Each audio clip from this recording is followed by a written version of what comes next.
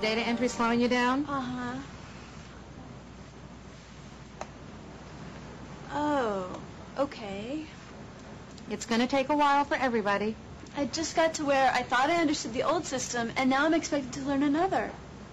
Just in the time I've been here, this is the third computer system. You know, when I started here, we did all this data entry by hand. Wow. None of us wanted to change, but I can't even imagine hand entry now. The world changes, and businesses that don't adapt disappear. The first cornerstone of quality, and perhaps the only essential one, is commitment to continuous improvement. Continuous improvement means more than adapting to the times.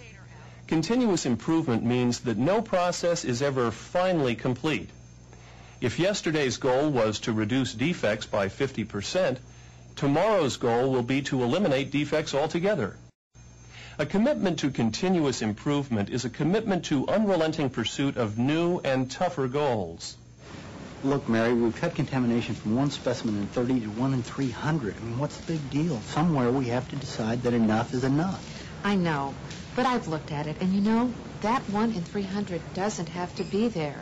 Fred asked Mary if enough isn't sometimes enough. It's a fair question. Isn't there some level at which the quality of a product is good enough? The answer is yes. Sometimes enough is enough. You won't make your customers happy by charging them more for a feature than they are willing to pay for it. If a quality improvement costs more than it's worth, then enough is enough. But be careful. The predominant human tendency is to proclaim too quickly or too easily that the cost is too great. People often resist change by assuming that a change isn't worth the effort and miss valuable opportunities for improvements. Let's consider a very simple example of how an employee can contribute to the solution of a company-wide problem. Greg writes letters to customers every day. His office has just installed a new version of his word processing program on its network, and the default setting for his workstation leaves a top margin that's too large. He has some options. First, he can just leave things as they are and send out slightly lopsided documents. Second, he can check over every document before mailing it out to be sure he's remembered to change the margin settings.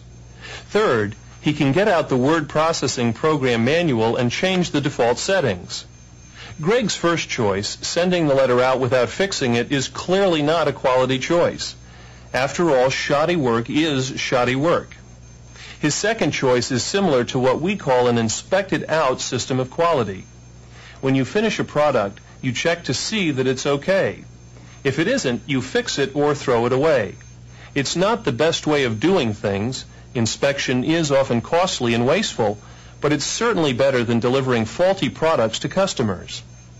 Usually, there's a better alternative for improving quality. Greg's third choice is to fix the system.